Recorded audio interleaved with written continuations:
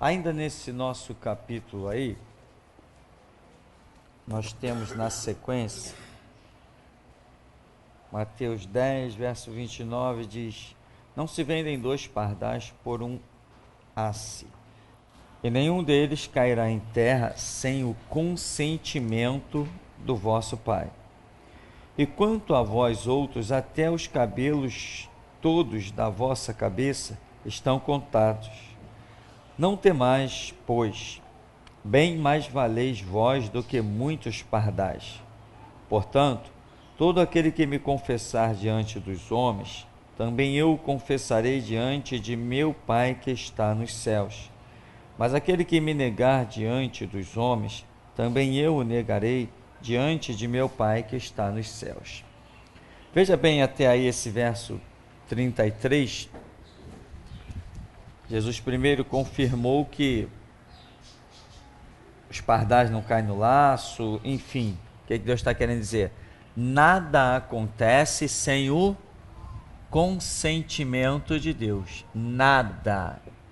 Então, se estamos servindo a Deus, o que quer que venha às nossas vidas é por permissão de Deus. E Ele que vai utilizar isso para nos exaltar, para glorificar o seu nome, como Jó, né? O que veio sobre a vida de Jó não era bem o que Jó queria, não era bem o que Jó esperava, mas era o que Deus tinha planejado.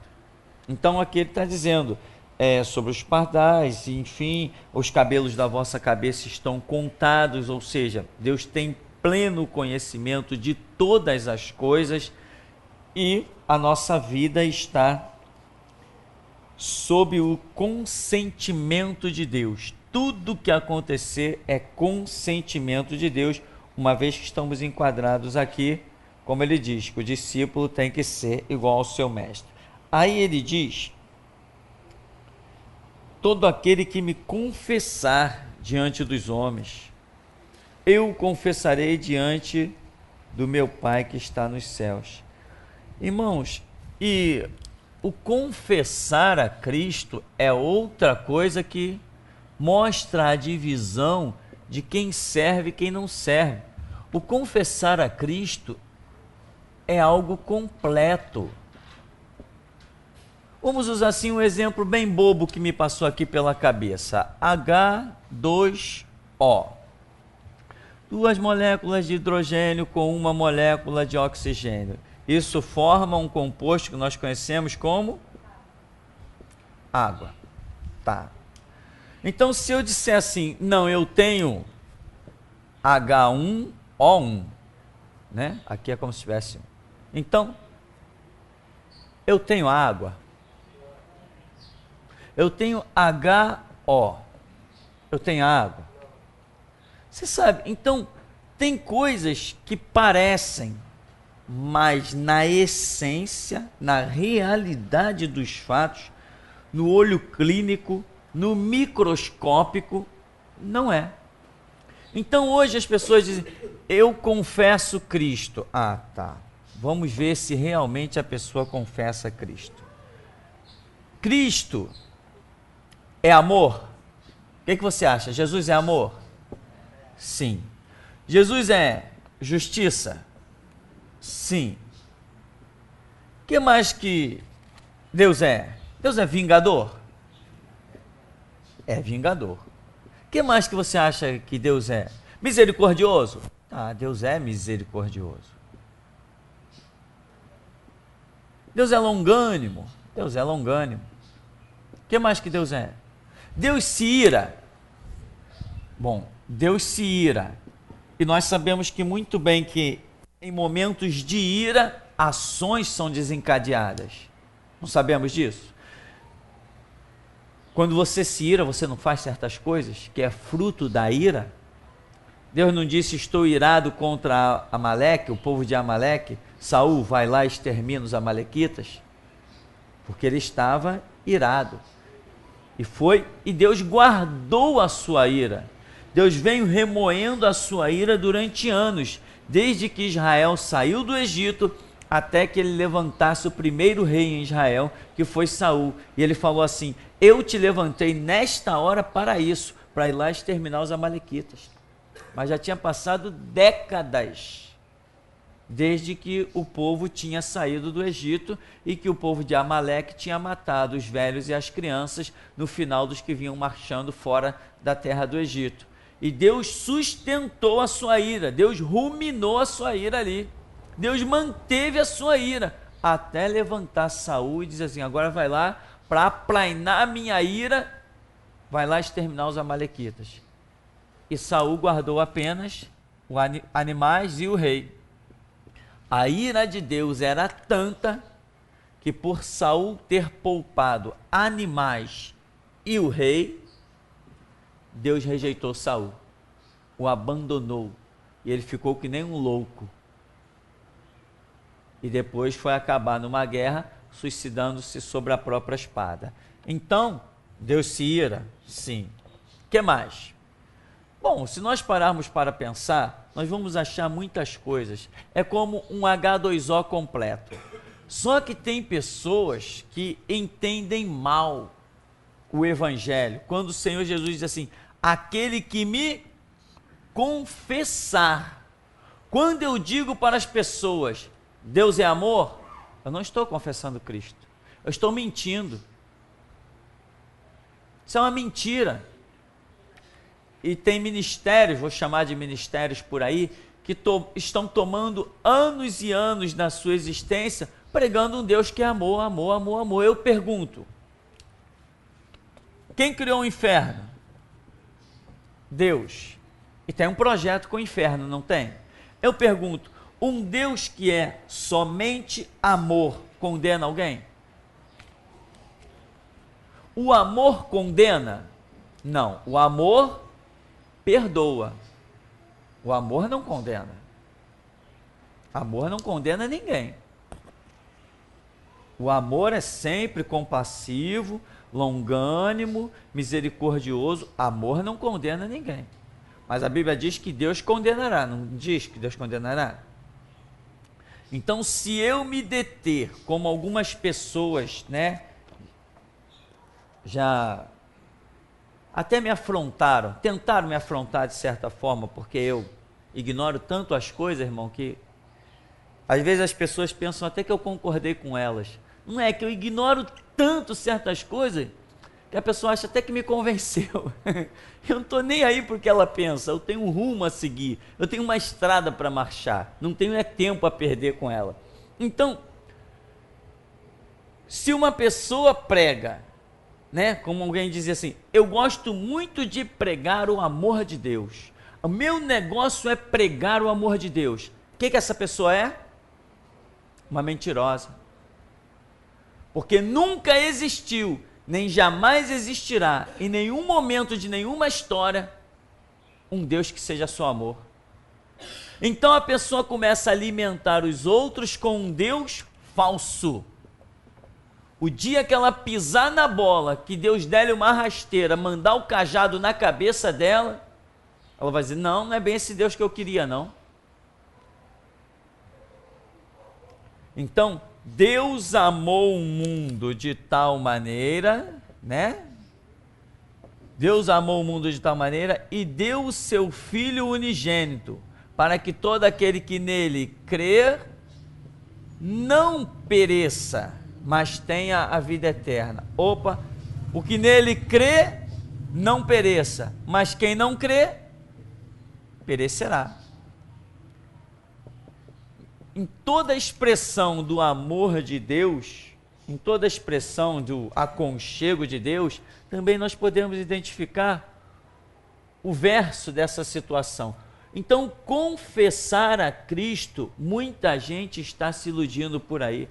Quer ver uma coisa? Quando você vê ali, me parece que em Mateus capítulo 23, o Jesus que é amor, ele está dizendo, escribas e fariseus, vocês são hipócritas.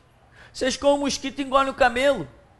Vocês percorrem a terra e o mar para fazer um discípulo e depois transforma ele em 2 vezes mais filho do inferno. Pior do que vocês. Você já pensou uma pessoa tão cheia do amor falando isso? Hipócritas. Discípulos de Satanás transformam a pessoa em filho do inferno. Você já pensou alguém tão cheio do amor, vislumbrante do amor, pregando uma coisa dessa? Então nós precisamos tomar cuidado com o conceito de confessar a Cristo. Imagina eu chegar diante de um cidadão corrupto dos governos da terra, Deus me dá o espaço, Deus me dá a mídia para mim soltar o verbo, eu vou lá com um monte de palavrinha lisonjeia, palavras lisonjeiras, palavras de, cheias de equilíbrio. E Deus está olhando, foi para isso que eu te chamei? Olha o exemplo de Jesus, seus hipócritas, vocês comem mosquito, mas engolem o camelo, raça de víboras. Aí venho eu, não é bem assim não, nós não podemos ofender não, nós temos que falar com muito equilíbrio, com muita sabedoria, para não dizer com muita covardia, que essa é a realidade. As pessoas são covardes e não sábias. Sábio é aquele que ouve de Deus e executa. Se Deus disse é ladrão, é hipócrita, é ladrão e é hipócrita. Não adianta eu dizer assim, não, são fraudulentos, São pessoas um pouco desequilibradas. Não, o que eu ouvi foi ladrão e fraudulento. Então é ladrão e fraudulento. Tá? Então, meu irmão, atentar para a realidade do que é confessar Jesus Cristo. Confessar Jesus Cristo não é pregar Cristo da maneira que eu penso. É pregar Cristo da maneira que Ele é. Não é pregar a Cristo da maneira que eu gosto. O que eu mais gosto em Jesus, aquela parte das curas e dos milagres, aquilo me fascina. Então eu vou sair por aí pregando que Jesus cura. Opa! Eu estou sendo falso. Eu não posso pregar só que Jesus cura, porque Ele também criou o inferno e vai lançar no inferno. E nós temos que entender, uma pessoa pode ser curada por Cristo, e mesmo assim, na hora do juízo, ir parar no inferno. Ao contrário do que muita gente pensa, Eu já vi uma pessoa uma vez testemunhando o seguinte, eu sou salva, eu sou feliz por ser salva com Cristo, sou tanto salva que Ele me curou. Olha aí. Quem foi que disse que uma pessoa curada por Cristo é uma pessoa salva?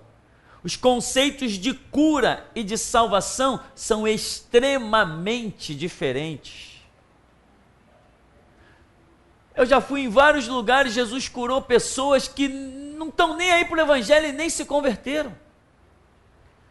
Ficou aquele testemunho, quem sabe um dia a pessoa desperte e vá procurar a verdade.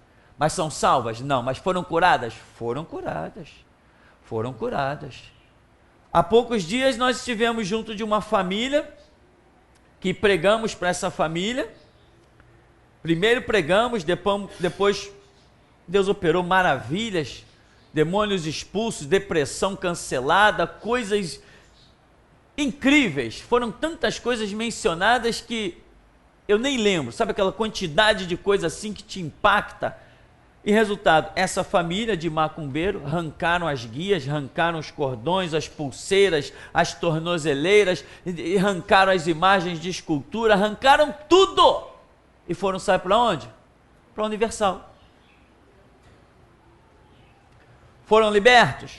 Foram. Foram curados? Foram. Foram salvos? Não.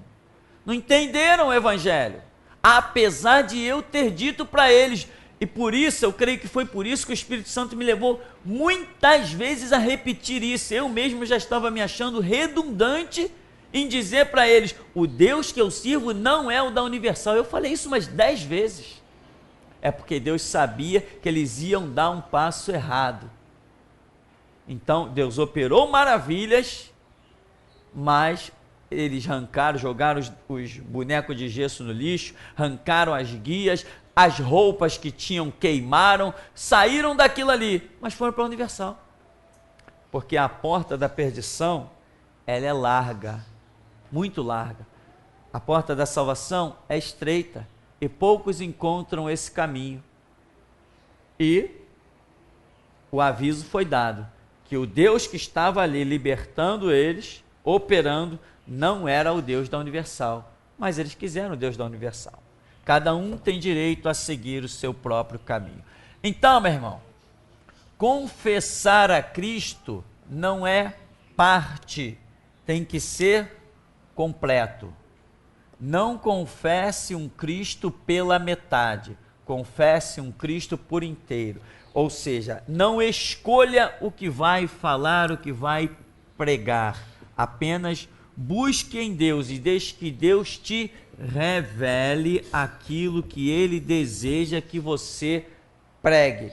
Se eu tivesse que escolher o que pregar hoje, eu pregaria muitas coisas, menos o que eu prego. Deixa os juízes para lá, deixa os policiais para lá, deixa os traficantes para lá. O que eu tenho a ver com eles? Não tenho nada a ver com eles. Mas o meu Jesus me manda falar, o meu Jesus me manda pregar. Se eu quiser omitir isso, eu estou fora. Ele vai à busca de outro, ele vai procurar outro, ele vai achar outro, ele vai achar outro. Ele achou a mim, ele acha outro. Se ele achou a mim, ele acha outro. Então, meu irmão, pregue o que Deus te revelar. Isto é confessar a Cristo. Por isso o Senhor Jesus disse, naquela hora que vocês estiverem, naquela hora exata que vocês estiverem diante desses homens, nem pensa, não se preocupa, não imagina o que vocês vão falar, porque o testemunho tem que vir do alto. Naquela hora o vosso Pai falará pelos vossos lábios, o Espírito de Deus ministrará pelos vossos lábios. Ou seja, eu não posso, caramba, eu tenho que comparecer lá perante os juízes, o que eu vou dizer? Não, eis-me aqui, Senhor, não quero dizer nada, vai lá, sento lá. Quando o Espírito Santo mover, eu abro a boca e vou metendo frecha na garganta de todo mundo. Quero nem saber. Vai mandar prender? Então manda. Mas não queira meu respeito, porque não vai ter. Só respeito um, que é Jesus Cristo Senhor. Então, meu irmão, confessar a Cristo, como diz aqui, não é eu falar umas besteirinhas, como muita gente tem pensado por aí. Jesus te ama.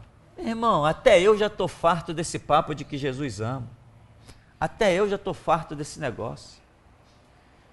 No tempo que nós estamos vivendo, eu só encontro graça para dizer que Jesus brevemente julgará o mundo. Não encontro mais graça para dizer Jesus te ama. E já tem tempo que eu não uso essa frase, porque a realidade desses últimos dias é bem diferente.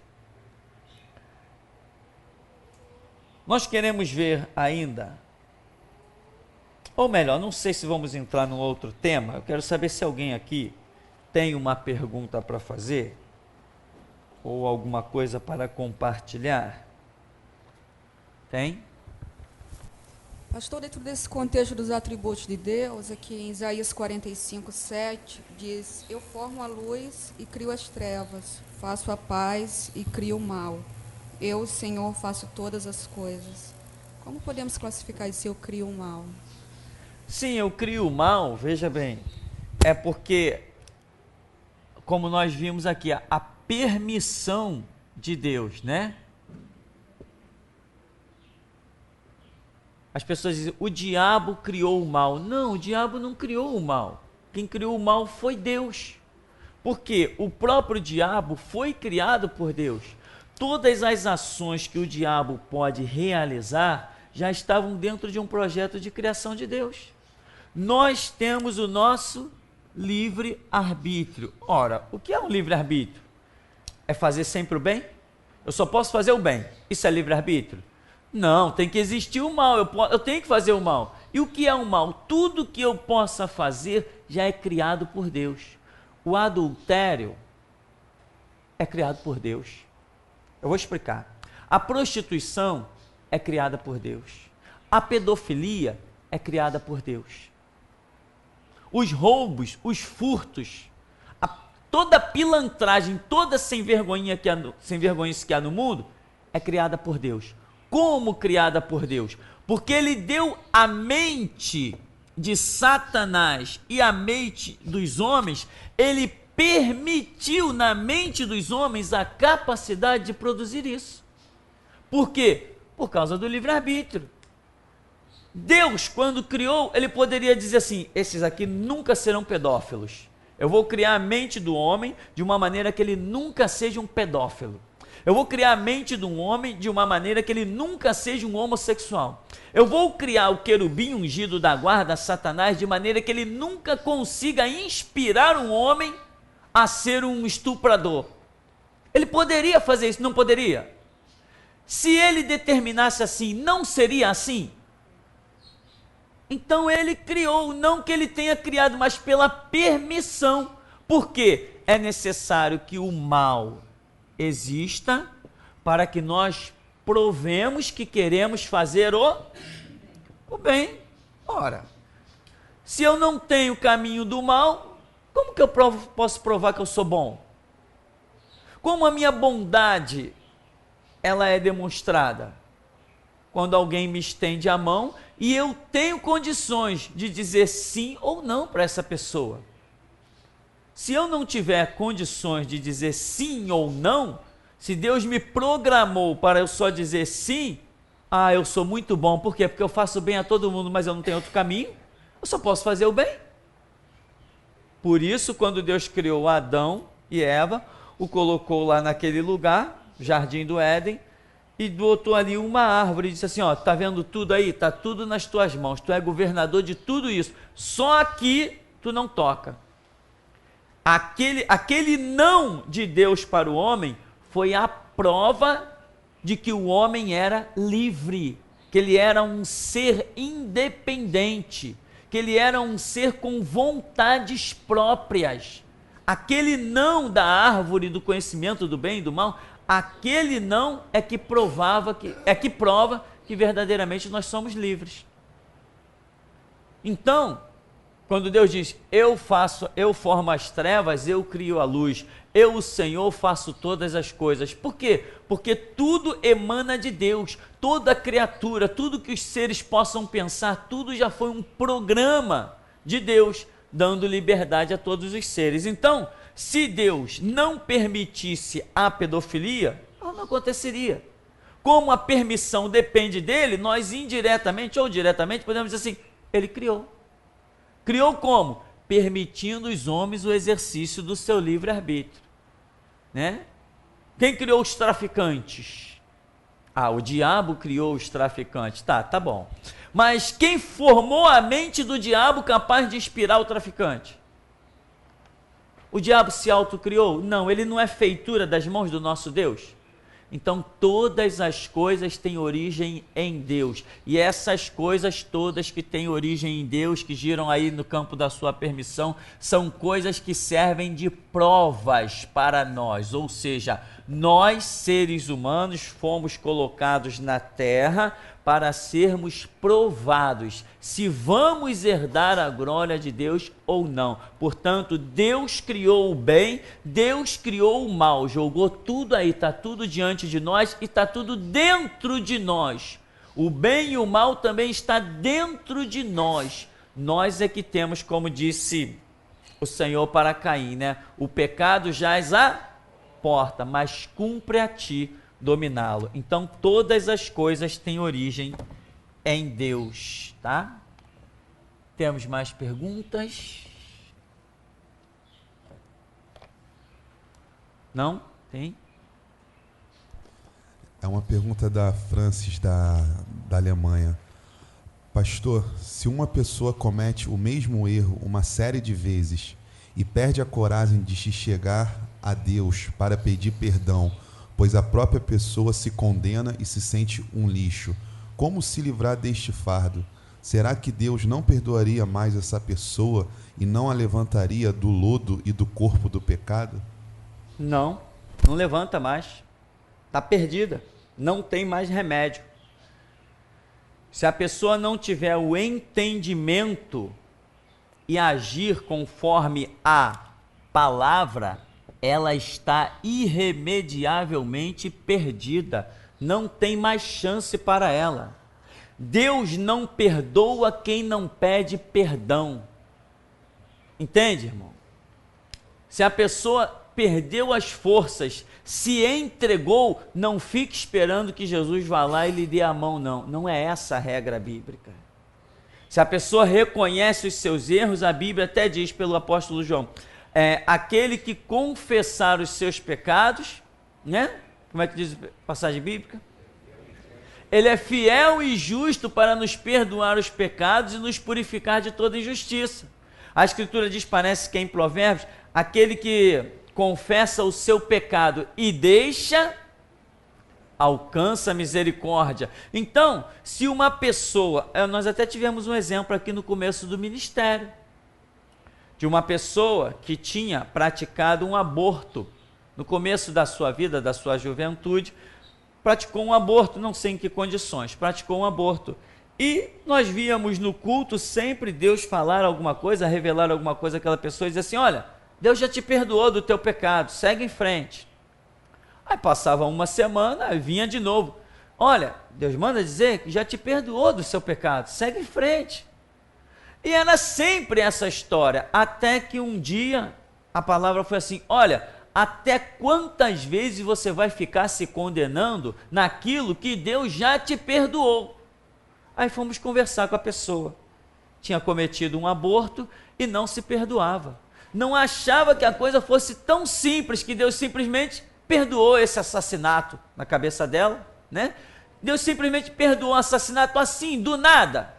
Ora, se você não aceita que Cristo Jesus morreu pelos nossos pecados, que Ele é o Cordeiro de Deus que tira o pecado do mundo, então vai oferecer sacrifício, para ver se você vai encontrar alívio. O que está fazendo dentro da igreja? Está fazendo o que da Bíblia? Não interessa o pecado, mediante o sangue de Cristo somos purificados, alvos como a neve, essa é a regra. Eu tenho que aceitar a regra.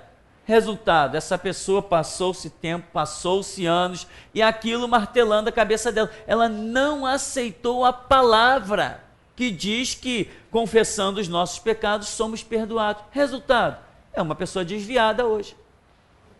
Não encontra forças para estar dentro da igreja. Por quê? Porque está negando a eficácia do sangue de Cristo que nos purifica de todo pecado. Então, no caso da nossa irmã Francis lá da Alemanha, a pergunta dela, né? Se uma pessoa insistir em agir contrária à palavra, ela está perdida.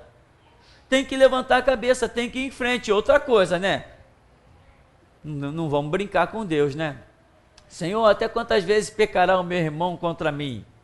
7 vezes? Não te digo que 7. 70 vezes 7. Opa! Ainda não cheguei nem em 300. Tô beleza, ainda não cheguei nem em 300. 70 vezes 7, 490. Opa, não cheguei nem em 300, estou tranquilo. Não é essa a realidade, né? A realidade é, se confessarmos os nossos pecados, Ele é fiel e justo para nos perdoar os pecados e nos purificar de toda a injustiça. Mas se a pessoa não tem o conhecimento, não tem a disposição de aceitar o que Deus está lhe dando, nada a restaura, nada a levanta, ela está perdida. É um sonho do Edilberto. Pastor, sonhei que o Senhor estava na televisão e denunciava pastores. E no mesmo sonho tinha um homem da plateia que se levantava contra o pastor. Só um? Mas só um mesmo? Espera que vem mais alguns sonhos por aí. Tem esses sonhos aqui também no ministério, né? O irmão aí já tive uns 2 sonhos desse aqui no ministério, semelhante a esse, em que a gente está em local público, em local de entrevista, e começamos a mandar flecha para tudo que é lado, e as pessoas começam a querer combater, começam a querer denigrir, mas a última palavra sempre é do Espírito Santo. Então vamos aguardar. A hora, se um dia Deus abrir as portas, eu acredito que um dia eles não vão nos resistir a tal ponto que vão ter que falar no nosso nome. Vão organizar lá uma mesa redonda, vão planejar todos os pontos até Jesus chegar e frustrar os seus planos. Vamos aguardar, né? É um outro sonho agora da Rosimar. Pastor, já faz 2 vezes que sonho cuidando de 2 crianças gêmeas dentro de uma casa desconhecida. E o meu marido chegava e eu dizia para ele que aqueles meninos eram meus filhos. Não entendi muito bem o que Deus quis dizer. Normalmente o sonho assim com crianças, representa a revelação de um ministério, né? A gravidez é uma promessa, e quando a pessoa se vê com a criança, é um ministério que ela possa já estar exercendo, ou às vezes não, pode ainda não estar exercendo, mas normalmente esse sonho está ligado a ministério. O ministério é aquilo que faz discipulado, por isso que está relacionado à criança. Agora, o fato de ser gêmeas, eu nunca tive assim uma experiência com relação a isso, o fato de ser gêmeas, né? Ser gêmeas, quer dizer, vamos assim, a grosso modo falando, né?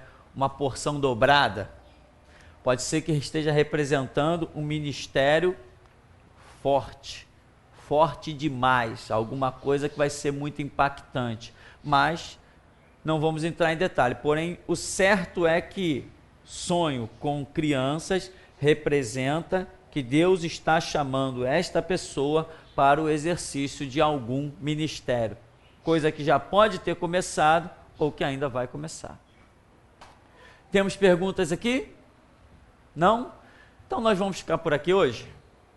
Vamos agradecer ao nosso Deus.